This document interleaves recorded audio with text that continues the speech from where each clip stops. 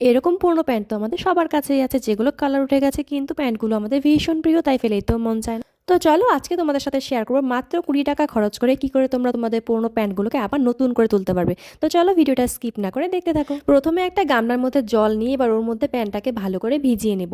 এটা কিন্তু নর্মাল জল, গরম জল এখন ব্যবহার করতে হবে না। আমি যেইভাবে করছি চেষ্টা করবে এইরকম ভাবেই করার, তাহলে কিন্তু প্যান্টের মধ্যে কালারটা ভালোভাবে বসবে আর এটার কালার কিন্তু অনেক দিন পর্যন্ত টিকবে। প্যান্টটাকে ভালোভাবে ভিজিয়ে নিয়েছি, এবার এটাকে জল ঝরার জন্য এখানে রেখে দিই। এটা থেকে যতক্ষণে জল ঝরছে ততক্ষণে চলো আমরা মেন প্রসেসের দিকে চলে যাই। গ্যাস অন করে এর মধ্যে একটা পাত্র দিয়ে দিয়েছি, এবার আমি এর মধ্যে জল নিয়ে নিচ্ছি।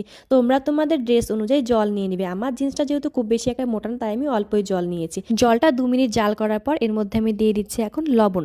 লবণটা তোমরা স্কিপ করতে পারো। লবণ দেওয়া হয়ে গেছে, এবার এই জলটাকে আরও 2 মিনিট পর্যন্ত ফুটাবো। তো ফাইনালি আমার 2 মিনিট পর্যন্ত ফোটানো কমপ্লিট হয়ে গেছে। এইবার এর মধ্যে দিয়ে দেবো সেই কালারটা, যেটা আমি কিনে এনেছি মাত্র 20 টাকা দিয়ে।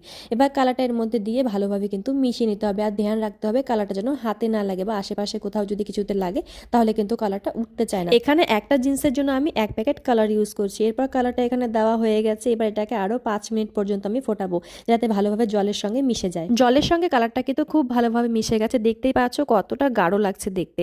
এরপর সেই জলটাকে একটা বড় গামলার মধ্যে নিয়ে নিয়েছি, যাতে জিন্সটা ভালোভাবে সেটার মধ্যে ভিজিয়ে রাখতে পারি। তোমরাও চেষ্টা করবে বড় একটা পাত্রের মধ্যে জলটাকে ঢেলে নেবার।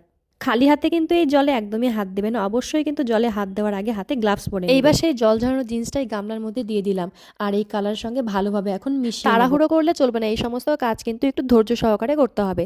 দেখো এখানে কিন্তু আমি জিন্সের সঙ্গে কালারটাকে খুব ভালোভাবে মিশিয়ে আমি এখানে ব্ল্যাক কালার ইউজ করছি, কারণ আমার জিন্সটা ব্ল্যাক কালার। তোমরা কিন্তু তোমাদের ড্রেস অনুযায়ী কালার দোকান থেকে কিনে নিয়ে আসতে পারো। এবার এটাকে আধ ঘন্টার জন্য এরকম ভাবে ভিজিয়ে রেখে দিতে হবে। আধ ঘন্টা হয়ে গেছে, এবার জিন্সটাকে সেই কালার থেকে উঠিয়ে নিতে হবে। আচ্ছা বলো তো, মাত্র 20 টাকা খরচ করে যদি আমরা আমাদের ফেলে দেওয়া জিনিসগুলোকে আবার ইউজ করতে পারি, কার না ভালো লাগবে? আমি তো খুবই এক্সাইটেড কখন আমার জিন্সটা শুকাবে আর আমি সেটাকে আবার আগের মতো করে ইউজ করতে পারবো, তাও আবার একদম নতুন চকচকে রূপে। তোমরা কিন্তু বাড়িতে এটা একবার হলো ট্রাই করে দেখো, ট্রাস্ট মি গাইস, এটা অনেক কাজের একটা ভিডিও হতে যাচ্ছে কিন্তু তোমাদের কাছে। এরপর হাত দিয়ে না চিপে ক্লিপের সাহায্যে কিন্তু জিন্সটাকে এরকমভাবে টানিয়ে রাখতে হবে, আর এটা কিন্তু ছায়ার মধ্যেই করতে হবে, রোদ্রে দেওয়া যাবে না। সো চলো কালকে আবার জিন্সটা শুকানোর পর তোমাদের সঙ্গে ফাইনাল রেজাল্ট দেখাচ্ছি।